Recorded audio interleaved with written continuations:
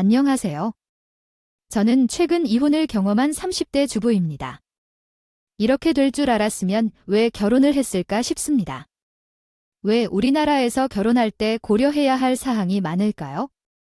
경제력과 경력도 중요하지만 특히 시댁과의 관계가 정말 복잡하고 골치 아픈 문제입니다. 제 경우에는 시어머니는 어머니이지만 관계가 적잖이 어려웠습니다.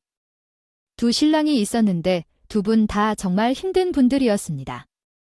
요즘에는 서로 이해해주고 지지해주는 여성 친구들이 많아서 다행이지만 왜 나는 이런 분들과 결혼을 해야만 했을까요? 우선 제 신랑들에 대해 말씀드리자면 한 분은 삼남 중 막내로 이쁜 이로서 가족들의 사랑을 많이 받았고 잘했습니다. 또 최근에 결혼을 했습니다. 다른 신우의 한 명은 남편의 누나로 저보다 6살이나 많습니다. 그런데 얼굴이 꽤 예쁜 편이라 돈 많은 남자와 결혼했다더군요. 신우의 남편은 무슨 과일 도매상을 하던데 대체 어떤 과일을 어떻게 팔아서 그 정도로 잘 살 수 있었는지 궁금하다. 덕분에 그 신우는 서울의 제일 비싼 동네에 살며 미용실을 자주 이용하며 50만 원씩 쓰고 피부관리도 1년치를 끊어가며 다닌다더군요. 가뜩이나 예쁜 얼굴에 관리를 빡세게 받아서 나이가 있어도 그에 어울리지 않는 강남의 젊은 사모님 같은 느낌이었어요. 하지만 신기한 건 부촌에 살면서도 굳이 인천까지 피부관리에 가는 것이죠. 피부과 전문의로서 활동하는 사람이 아니라서 잘 모르겠지만 서울 쪽이 더 유명하고 잘할 것 같다는 생각이 들었는데 왜 멀리 인천으로 와서 피부과를 다니는지는 좀 신기했습니다.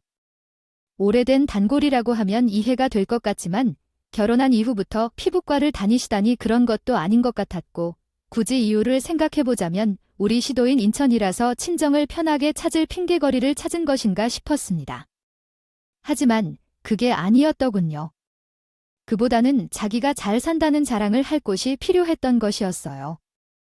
신우는 피부과를 다녀올 때마다 꼭 저를 부르면서 시부모 집에 모여야 했는데 그의 이야기들은 오로지 자신의 자랑과 남들을 흉보는 얘기로 가득 차 있었습니다. 아니라면 같이 필라테스를 다니는 분이 말하길 나에게 왜 개인 PT를 받지 않느냐고 물었어. 그 돈 아껴서 뭘 하냐고 했더니 나는 여러 명과 함께 받으며 친해지는 게 좋다고 답했어. 그러자 내 남편이 벌어오는 돈이 부족한 거 아니냐고 물었어. 완전 웃기지 않았어. 아니지. 남편이 돈을 벌면 뭐 하자고. 진짜 돈 있는 사람들은 다 예의 바르게 할 줄 알았는데 어떻게 그렇게 거칠게 말을 하는지 웃긴다. 내 뜻은 아마 그 사람이 졸부일 걸로 보인다. 보통 갑자기 부장한 사람들은 그런 식으로 행동해. 뭐 어떻든 비싸게 내야 잘하는 것처럼 생각하는 것 같아. 나 이렇게 생긴데 피부과 인천에서도 받잖아. 어차피 같은데 왜 비싸게 서울에서 받아야 해? 맞아. 내가 그래서 그래? 좋으니까 언니는 부자가 되었는데도 하지 나도 진짜 언니처럼 부자 남자를 만나더라고. 언니처럼 살 거야. 그래? 너도 얼른 좋은 남자를 만났으면 좋겠다. 나는 올케지만 피부 관리하는 생각은 없어. 이제 나이가 되었으니까 관리해야지. 아, 저요. 아, 저는 뭐, 그냥 그런 거 굳이 받을 생각이 왜, 여자는 나이 들수록 그런 거 받아야 되는 건데? 여기 봐봐, 오라. 벌써 잔주름이 생기고 있는데, 여자가, 이게 뭐야? 아, 돈이 없어서 그래? 내가 동생한테 좀 말해줄까나? 아니에요. 정말 받을 생각은 없어서. 그래요. 그래, 피부과 다니는 거 진짜 좋은데. 하긴 뭐, 올케의 형편으로 안 받는 게 맞긴 하겠다. 돈이 좋긴 좋아. 내가 벌써 40이 다 되어가는데 어디 가면 나 20대로 요가 될까? 본다니까 특히 여기 오잖아 내 애들은 다들 아줌마가 되어 있어서 더 어리게 보는 것 같아. 맞아. 언니가 좀 어려 보이긴 해. 나는 언제 그런 남자 만나나 진짜 부럽다. 이렇게 신우는 은근히 저희 부부는 무시하고 자기 돈 많은 걸 자랑했는데 저는 그 앞에서 기죽고 있어야 됐으며 막내 신우는 손까지 치며 부러워하니 신이는 그 모습을 즐기는 듯 했습니다. 그리고 말한 대로 자기 동네 사람들 언가 흉까지 보고 말이죠. 사실 신우인 애가 부자인 건 맞는데 굳이 여기까지 와서 이러는 거 보면 그 동네에서는 잘 사는 편이 아닌 것 같아요. 동네에서는 좀 무시당하는 편이니까 여기 와서 그러는 거죠. 물론 그래봐야 저희보다 잘 사는 것은 사실이니까 할 말은 없지만 어쨌든 그런 신우를 볼 때마다 나는 거북 저희 남편 역시 신이를 별로 좋아하지 않았어요. 언제나 돈을 자랑하고 남편에게 빨리 돈을 벌어보라고 하는데 남자로 태어났으면 성공해야 된다는 생각을 통해 신이를 껄끄러워했죠. 덕분에 남편도 신이를 슬슬 멀리하기 시작해서 저도 신이를 보는 날이 줄어들게 되었어요. 그 당시는 솔직히 평화로웠습니다. 근데 2년 전 신이가 갑자기 남에게 차를 사주는 상황을 전하더군요. 엄청 비싼 차를 사주진 않았지만 국산 SUV를 남편에게 사줬는데 그날부터 신이와 남편은 더할 나위 없이 의사소통이 깊어져서 오해가 생겼어요. 덕분에 저도 억지로 신들을 다시 자주 만나게 되었습니다. 그러더니 시간이 꽤 지나고 나이도 들었기 때문에 신우도 조금 바뀌었을 거라는 기대를 하며 만나게 되었어요. 하지만 사람은 변하나요? 신우는 한결같더군요. 여전히 저를 만나면 돈 자랑을 하고 사실 이전보다 더 심해진 것 같아요. 제 남편에게 차를 사준 얘기를 들었다가 계속해서 냈으니 당연히 전 신우를 만나는 것이 부끄러워졌고 점점 실증이 나며 신우와 대하는 것이 어려워졌어요. 약간 맞짱을 놀라는 것도 좋지만 신우는 그러는 걸 알아챈 것 같았어요. 어느 날은 제게 선물을 주겠다며 갑작스런 마음을 내비쳤습니다. 올케는 볼 때마다 느끼는 건데 시댁에 오면서 매번 같은 가방을 들고 있는 것 같아 몇 년 전부터 변한 게 없네요. 다니잖아. 뭐 비싼 명품이라면 내가 이해하겠지만 그것도 아니고. 제가 그런 건 한 번도 안 들어봤고 명품에 관심도 없어서요. 어차피 가방이 거기서 거기겠죠? 명품이라고 그 안에 내용물이 달라지는 것도 아니죠. 가방이 거기서 거기라 명품이 다르지도 않아요. 사람들이 괜히 명품 하는 줄 알아요. 가방 살 여유가 없어 그러는 거죠. 난 명품 좋아하는 사람은 한 명도 못 봤는데. 그리고 어디 가서 명품 팩 하나 없으면 무시당해. 전 진짜 솔직하게 명품에 관심 없는 사람이었어요. 그래서 결혼하고 신혼여행 다녀올 때도 하나쯤 살 수 있었음에도 안 샀던 거고요. 그런데 신우의 머릿속에는 그런 사람은 존재할 수 없다 생각하는군요. 건지면서 돈이 없어서 명품을 살 수 없다고 생각하는 거라고 말하더라고요. 그런데 전 정말 그런 것에 관심이 없어서요. 그래서 남들의 시선 때문에 굳이 그렇게 굴진 않고 싶어요. 돈이 문제라는 말도 들으면서 돈이 없어서 사치라고 하는 거라는데 돈이 있는 사람들은 10,000원짜리와 1,000,000원짜리와는 차이가 없다고 생각해요. 그리고 명품을 살 때는 더욱 그러하죠. 안 돼요. 그래서 우리 올케한테 이번에 가방을 선물해주면 좋겠어요. 그럴 필요 없다고 하셔도 되지만 제 남편께서 차를 선물해주신 것처럼요. 그건 그렇고 돈이 있는 사람은 베풀면서 사는 거라고 생각해요. 올케는 아무 말도 하지 않고 다음에 만나실 때 기대하고 있는데 다른 사람이라면 신우님의 말에 고마워하고 좋아할지도 몰라요. 하지만 전 받아들여야겠어요. 싫어요. 정말로 명품 가방에 관심이 없기도 했지만 남편이 차를 선물해준 것으로도 제가 엄청 나서는데 가방까지 받으면 얼마나 더 곤란한 상황이 될까 걱정이 많이 들거든요. 하지만 그렇다고 거절할 근거가 있는 것도 아니고 어쩔 수 없이 받아들이고 감사하다고 말씀드렸습니다. 그제야 신우는 그렇지. 그럼 그렇지 하는 표정으로 웃으면서 1시간 동안 자신이 가지고 있는 명품백에 대해 자랑을 떨었어요. 한 달 뒤 신우가 정말로 아름답게 포장된 명품백을 하나 선물해 주었습니다. 막상 받아보니 나쁘지 않더라고요. 물론 명품 때문이 아니라 선물을 받는 것 자체가 기분 좋은 일이니까요. 하지만 집에 가져가서 열어본 순간 기분이 확 변했습니다. 저는 선물로 받은 명품 가방이 신우가 썼던 것이라는 사실에 기분이 나빠졌습니다. 원래 중고 제품을 좋아하는 편이어서 예전부터 중고로 이것저것 많이 구입하고 사용했었거든요. 그래서 그저 신우가 쓰던 것이라서 실망스러웠던 게 아니고요.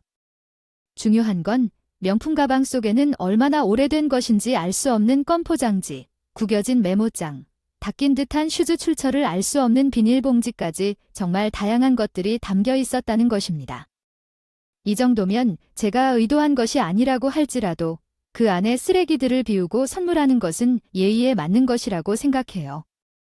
예의조차 지켜주지 않을 정도로 내가 신을 만만하게 대하는 것은 아닌가 하는 생각도 들었고 자존심도 지나치게 상하여 그래서 그 다음 달에는 다시 신께 돌려드렸습니다. 마음 같아선 어째서 이런 것을 주냐며 화를 내고 싶었지만 우리 집이 너무 좁아서 이런 것을 처리할 자리가 없어서 그랬습니다. 그렇게 한데 동시에 다시 일을 찾아야겠다는 다짐도 했습니다. 결혼 후 아이를 낳고 육아하느라 일을 그만두어야 했었는데 이것이 결국에는 다른 사람에게 무시당하는 사람으로 만들었던 일이라는 생각이 들었습니다. 분명 아이를 낳기 전에는 회사를 다녔을 때는 이런 문제가 없었거든요.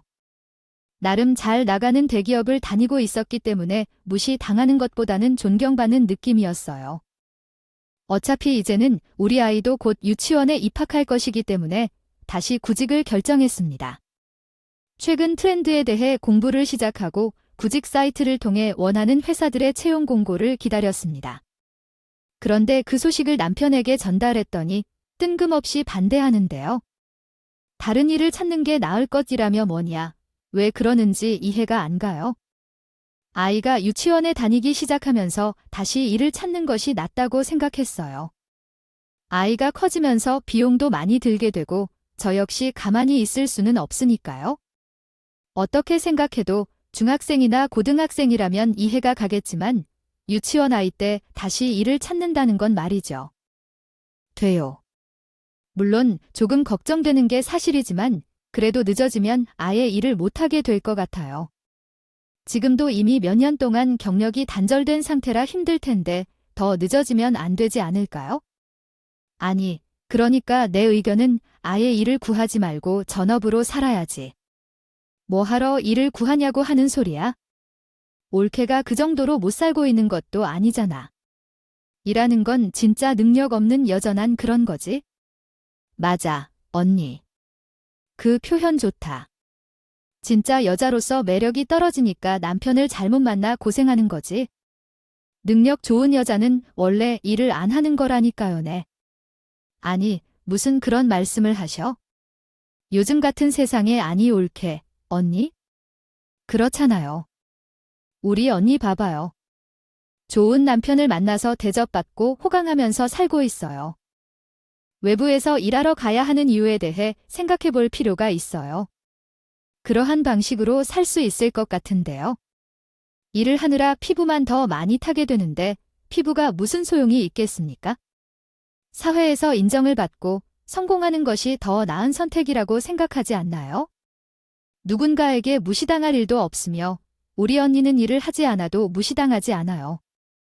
알아듣지 못하는데 불평해봤자 입만 아플 뿐이죠.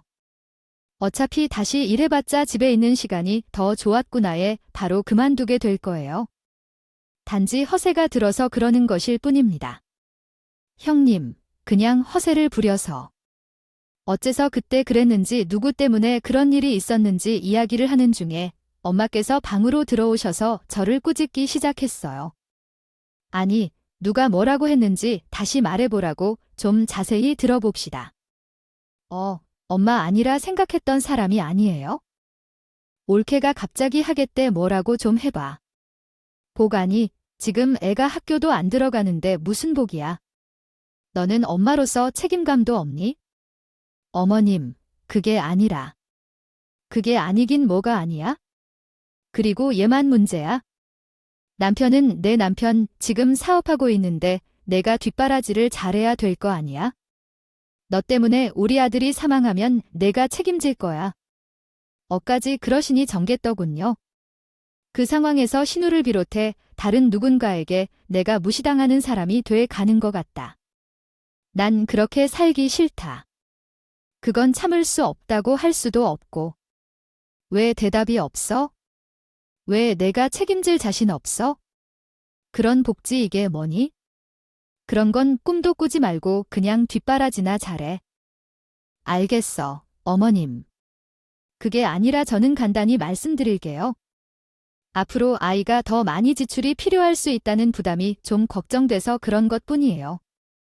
시끄럽게 말하거나 하고 싶은 게 아무것도 없어요. 우리 아들이 벌어오는 돈이 충분하면 돼요. 어머님이 왜 그렇게 강하게 말씀하시는지 이해하지 못했어. 그래서 더 이상 말씀드릴 수 없었습니다.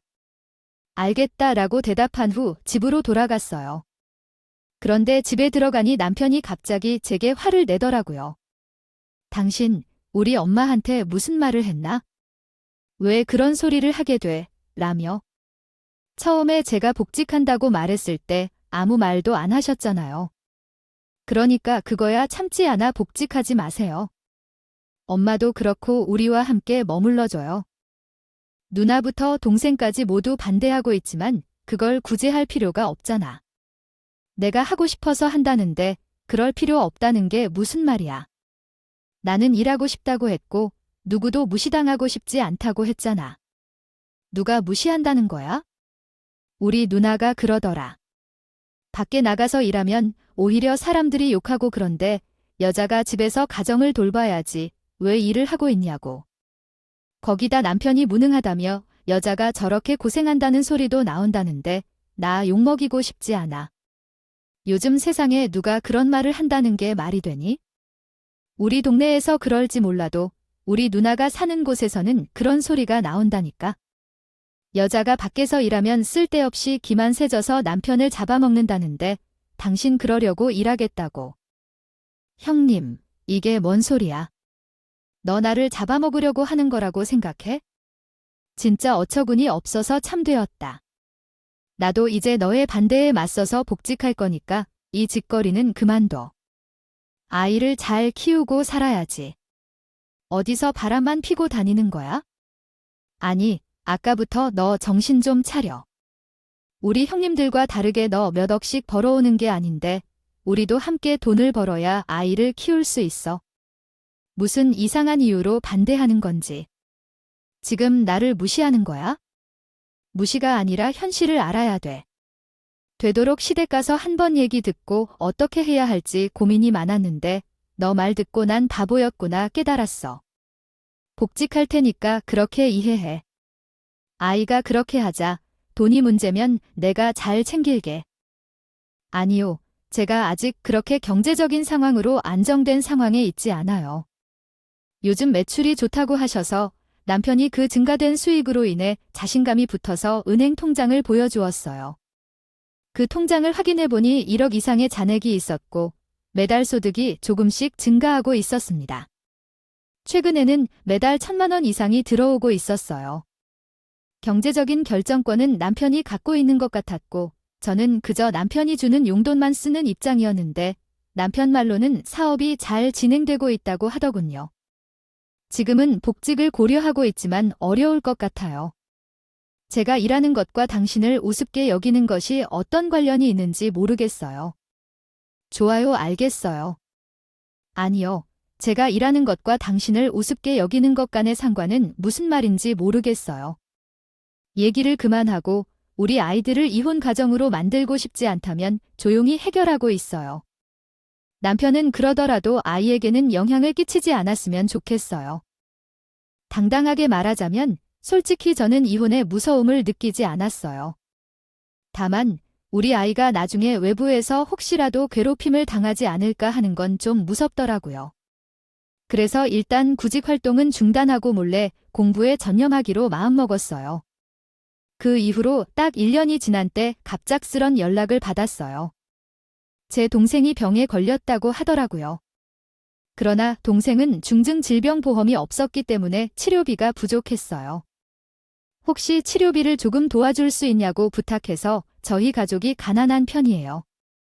부모님은 작은 가게를 운영하시는데 일은 하루 벌어 하루살이 하는 것뿐이에요. 결혼하기 전에 다닐 회사 경력 같은 경우에도 그때는 그나마 제가 생활비를 보태드려서 괜찮았는데 결혼 이후로는 당연히 동생 치료비도 없으셨고 동생도 딱히 모아놓은 돈이 있는 상태도 아닙니다. 그래서 전 알겠다고 했고요. 1년 전에 봤던 남편의 통장 잔액이 바로 생각나더군요. 지금쯤이면 2억 가까이는 모여 있겠다 싶어 남편에게 도와달라고 하면 될 것 같았습니다. 그런데 뭔 소리야? 갑자기 무슨 돈을 달라고? 아니, 그걸 내가 왜 하는 대화가 이어졌습니다. 왜냐니 내 동생이 아프대. 그런데 그거 관련된 들어놓은 보험도 없고 그렇다고 큰 돈을 모아놓은 것도 아니죠. 그리고 당신도 아실 것처럼 우리 부모님 돈이 없는 걸 알잖아요. 그러니 나라도 도와야지. 아니, 그걸 왜 당신이? 당신은 동생이 지금 다 큰 성인이라는 것을 돕지 않으셔야 한다는 의미에 동의하시군요. 만약 상황이 어려워진다면 가족 도움을 요청할 수도 있겠지만 그것도 한계가 있습니다. 돈 문제만 해결하면 능동적으로 삶을 살아야 한다는 것이죠. 또한 당신의 동생이 어떤 중대한 상황에 처한다면 긴급한 돈 문제는 중요하지 않습니다. 마침내 동생이 수술을 받아야 한다면 엄연히 피임에 신경을 쓰던가 수술에 대한 제비를 모아두어야 할 것입니다. 그럼 어디서 치료받고 다시 살려고 합니까? 회사에 다녀야 하는 거죠? 아니요. 고시원에서도 살든 어디서든 상관없습니다. 어떻게든 되게 되어 있어요. 아무튼 저는 도와줄 수 없으니 이해해 주세요. 남편의 고집은 완고하구나. 아무리 급하다 해도 사정해도 소용없었어요. 그렇다고 제가 개인적으로 해결해 주기엔 당연히 돈도 없었고요. 결혼 전에 모았던 돈들은 결혼하며 집 사는데 다 들어갔고 에나코를 맡아 경제권을 넘겨준 남편이 쥐고 있었기 때문에 결국 전 동생에게 아무런 도움도 주지 못했습니다. 동생은 전세금을 빼서 겨우겨우 수술을 받을 수 있었어요. 그때부터 나는 정말 결혼을 잘못한 것 같다는 생각이 슬슬 들기 시작했죠. 이렇게 인정이 없는 사람이라고는 전혀 생각하지 않았어요. 못했지만 정에 없는 것을 떠나 무섭다는 생각까지 들었습니다. 그로 인해 남편과의 관계는 조금씩 차가워지기 시작했어요. 근데 그 후로 반년 뒤에 막내 신우가 결혼을 하게 되었습니다. 그 돈 많은 자를 만나더니 신우가 소개해준 사람과 만나면서 빠르게 결혼을 하게 되었다고 하더라고요. 나이대가 좀 있는 사람이었지만 막내 신우는 그런 것을 별 상관 없었나 봅니다. 어차피 제가 결혼하는 것도 아니고 신우의 인생이니 제가 상관할 바는 아니라고 생각했고요. 막내 신우가 결혼을 하든 말든 어차피 제와는 상관없는 문제이기도 하고요. 근데 문제가 생겼어요. 남편은 제에게 막내 신우에게 2억을 보내주겠다고 하더라고요. 이번에 내 동생이 결혼하는 걸 알거든. 그것 때문에 2억을 쓸 거니까 라고 했습니다. 통장에 돈이 없어서 이상한 소리 하지 말아요. 제 동생이 아프다고 수술을 해야 한다고 했을 때는 한 번도 눈 하나 깜짝 안 하더니 어떻게 자기 동생이 결혼한다고 2억 원이라는 돈을 그렇게 쉽게 내줍니까? 아니, 그게 갑자기 무슨 소리예요? 2억 원이나 되는 그 큰 돈을 막내 신우한테 왜 주는 거예요? 아니, 내 돈인데 오빠가 돼서랑 그런 것도 못 해줘. 아니, 당신은 제 동생 아프다고 했을 때 뭐라고 했는데 다 큰 성인이니 알아서 하는 게 맞다고 했잖아요. 안 그랬어요. 아니, 그럼 우리 누나도 돈을 못 해준다고 하잖아요. 나는 가만히 있어야 하는 건가요? 우리 가족이고 여동생이 돈이 필요하다는데 집안 장남인 내가 가만히 있는 게 맞는 거냐고. 그럼 내 동생은 가족 아니야. 난 왜 동생 못 도와주게 한 건데 나랑 너랑 같냐? 여자는 출가 위인이라고 하잖아. 넌 그런데 신경 안 써도 아무도 뭘 안 해. 하지만 집안의 기둥에 나는 좀 다르지 뭐. 그게 무슨 소리야? 아이 꼬우면 내가 직접 돈을 벌어오든가. 내가 벌어온 돈으로 내 맘대로 하는 건데 뭐 문제 있어? 남편이 저렇게 말하는데 제 말문이 막힐 정도로 어이가 없더군요. 아니, 제가 그렇게 복직하다 하는데도 이혼 운운하면서 복직을 막은 게 누군데요? 뭐야, 진짜 어이없다. 당신이 이러려고 내가 복직하다 한 거 그렇게 말렸어. 뭐 그러려고 그런 건 아닌데 어쨌든 결과적으로 이 돈은 내가 벌어온 돈이잖아. 그러니까 내가 어떻게 쓰든 신경 꺼. 그게 어떻게 당신 혼자서 번 돈인데 육아하고 당신 뒷바라지를 나 혼자 했는데 내 소유권도 있는 게 당연한 거 아니야?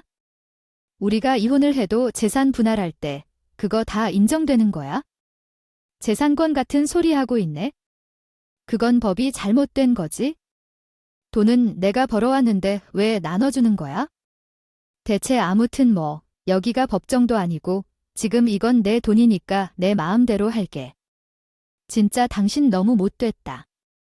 이런 사람인지도 모르고 결혼하고 같이 살아온 내가 등신이, 그래, 오히려 잘 됐어. 그냥 차라리 우리 이혼하자. 뭐, 이혼은 무슨 이혼이야? 이혼하면 당신 살아갈 능력은 있고 이미 경력 단절된 지가 몇 년이나 지났는데 사실 전에 당신 동생 도와달라는 부탁 거절했을 때 이혼 안 한 거 당신 혼자 살아갈 자신 없어서 안 한 거잖아. 내가 그걸 모를 것 같아 뭐 아니거든. 당신 말대로 우리 아이 이혼 가정으로 만들기 싫어서 그런 거였거든. 근데 지금 당신 하는 짓 보니까 당신과 계속 함께 사는 게 우리 아이한테 더 해로울 것 같아. 당신 같은 사람하고 살면 이기적이고 싶지만 알고 다른 사람이 정말 힘들 때도 도와주지도 않는 매정한 사람으로 보일 거야. 난 우리 아이를 그렇게 만들고 싶지 않아. 아, 그러셨어. 그래 뭐, 마음대로 다 해봐. 과연 이혼하고 잘 살지 궁금하긴 하네. 경력 단절된 지 몇 년이나 된 여자가 그것도 이혼하고 애까지 딸려 있는데 어디서 받아주기나 하겠냐. 어디 한번 해볼 텐데면? 남편이 그렇게 말하는 나를 비웃다가 그가 할 수 있는 일이 있다면 즉시 이혼하고 싶었어요. 이혼하기 전에 최선을 다해 내 얼굴에도 제 손을 쳐대고 싶었지만 결혼은 현실이라는 말처럼 이루어져야 했습니다. 남편은 그렇게 나를 대하고 결국에는 이혼 서류를 가져오는 나까지 도장 찍어주지 않았어요. 어쩔 수 없이 소송을 진행해야 했고 이혼 소송은 쉽다고 생각했지만 예상외로 길고 복잡해서 지치고 중간에 그만두고 싶은 생각도 몇 번 들었습니다. 그러나 변호사분이 여성인 저에게 많은 용기를 주셨고 걱정할 일 없이 원하는 대로 되리라고 해주셨어요. 결국 이혼 소송이 끝날 때 대부분의 재산은 제가 받을 수 있었습니다. 처가 나가기 전에 받았던 40만 원을 돌려줄 거라는데 당연히 주겠지 뭐. 이사 후 3주가 지나도록 명세서 한 장도 알림도 없고 전화도 없고 만나러 오지도 않고 결국 매달 수 없으면 다들 했는데 지금은 가슴 벅차와지면서 속에 눈물이 고였다. 요 리시브드 전화기를 꺼졌거나 난 곳에 잡혀 당신의 감정을 품으면서 왜 이렇게 이어진 건지 잘 생각할수록 가슴죽이 더욱더 때릴 뿐 이제 너무 안 봐 생각하면 제 마음이 커졌지만 결론적으로 되돌릴 수 없다 생각함으로써 경우부터 이제 나는 상처받지만 않으면 안 되는 것 같아요 생각했지만 생각 흐르는 바람 생각 저 꼭 미니 양화 마술 같은 서프라이즈 무엇이든 계산하는 일을 해볼 수는 없지만 그 조금 나는 조금 속에서 가장 법적으로 가심을 주려면 먼저 효과원은 정도 부분을 이해한 밝히는 게 발표한 후 나머지에 보도된 파트입니다. 다 생각 느껴 쉬운 내러이고 해주심 잔잔해질 때에 나를 만들어 기분들을 하기 때문을 품내 무슨 것 같아요. 생각에 나의 삶이던 것 생각만 후련하게 되더라. 신우가 결혼을 한 후 집에서 쫓겨났다는 이야기였습니다. 그래서 급히 갈 곳이 없는 상황에서 저희 집에 올 수 있느냐는 제안이 있었습니다. 죄송한데 이혼 중인 바당의 동생을 단기간 동안만 저희 집에서 돌봐줄 수 있을까요? 아니, 급한 일이 있어서 쫓겨났다는데 어디론가 가야 한다더군요. 우리 부모님 집에 가기엔 부끄러울 것 같고 여기가 이제 제 집이니까요. 당신 집이 아닌데 당신까지 쫓겨나가는 상황에서 동생을 어딘가로 데려오라는 건 이해가 되지 않습니다. 그건 안 될 일이죠. 그렇지만 상황이 급하다면 어떡하죠? 그렇군요. 그 사정이라는 게 도대체 무엇인가요? 아, 그래요. 저와 누나가 동생에게 빌려준 돈인데 그 부족한 돈이 필요하다고 하더라고요. 거기서 참나, 그 집안도 웃기는 집안이네. 돈 많은 집안들은 다 그렇냐? 아니, 그게 아니라 그 막내 동생한테 큰 돈이 들어가니까 어디서 좀 파리가 꼬였나 봐 보더라고. 파리 팔라니. 그게 무슨 말이야? 야 뭐. 진짜 다시 없을 좋은 기회라고 내 동생을 꼬드겨서 그 돈을 투자하게 만들었는데 결국 그 돈은 사기꾼이 먹고 날아간 거지. 제가 이혼하게 된 결정적인 계기가 그 2억이 있는데 그 돈을 받았으면 잘 살기라도 할 것이지. 어떻게 또 사기를 당해서 날려 먹었답니다. 이래서 인생이란 참 아이러니하다고 하는 건지. 하지만 저도 마냥 착하기만 한 사람은 아닌데 남편의 부탁은 거절했습니다. 아니, 당연히 거절하는 게 맞는 거겠죠? 저한테 아직까지도 제 동생이 아플 때 남편 도와주지 않은 기억이 생생하게 남아있어요. 아, 그래 근데 뭐. 고작 창피하고 쪽팔린다는 그런 이유만으로 내가 도와줘야 할 필요성을 느끼지 않아요. 하지만 정말 죽을지도 모르는 사람이 도움을 필요로 할 때도 도와주지 않았던 사람이 지금 내 눈앞에 있어서 그런가 봐요. 아니, 그건 내가 정말 미안하다고 사과할 필요 있잖아. 이혼 소송 끝나고 나서 뭔가 잘못됐다 싶어서 억지로 하는 그런 사과는 필요 없어요. 어쨌든 난 도와줄 생각 없으니까. 그런 줄 알아요. 근데 웃긴 건 거기서 끝이 아니었어요. 잠시 후 우리 집의 방벨이 울리길래 누군가 하고 봤더니 화분이란다고 해요. 저기, 올게, 혹시 나 잠시만 여기 있을 수 있을까? 내가 지금 갈 데가 없어서. 그러던데, 아니, 아가씨도 그러더니 형님이 갑자기 여기에 무슨 일이에요? 아, 우리 막내도 그랬어. 아니, 그게 신우의 말을 들어보니 그 사기꾼이란 놈은 보통이 아니더군요. 막내 신우에게 돈을 뜯어간 것뿐만 아니라 신돈까지 왕창 뜯어갔대요. 물론 막내 신우이가 거들어서 신우한테 투자를 권유한 거긴 하지만 그 사기꾼이 신우이한테 직접 와서 엄청 설득했다고 해요. 근데 사실 신우는 남들에게 인정받고 싶은 마음이 있었나 봐요.